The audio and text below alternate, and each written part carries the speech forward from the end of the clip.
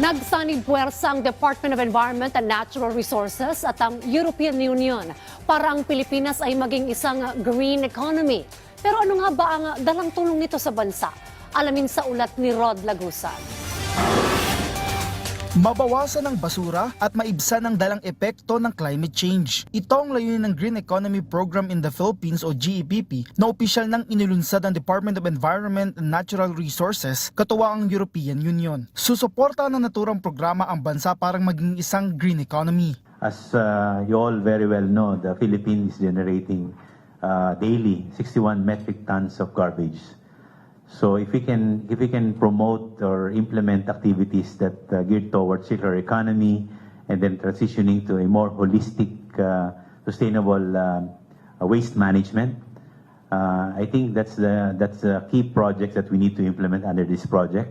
Kasama sa proyekto ang pagkakaroon ng circular economy, ang mabawasan ng mga basura kung saan kabilang na ang mga plastic sa pamamagitan ng muling paggamit ng mga produkto hanggat maaari sa tulong ng recycling, reuse, remanufacture para maging sustainable. Pagtutunan din ng pansin ng programa ang energy efficiency at renewable energy para maibsan ang dalang epekto ng climate change. May initial grant na 60 million euros para sa proyekto ang European Union. This program aims at enhancing skills, create jobs, strengthen technical and scientific knowledge, as well as competitiveness of the national industry, ultimately benefiting to the Filipino people.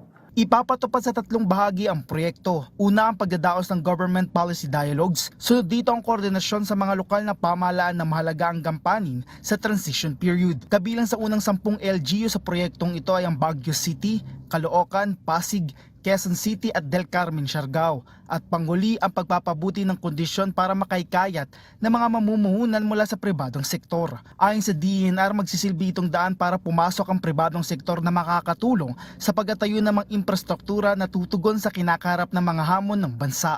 Rod Lagusad para sa Pambansang TV sa Bagong Pilipinas.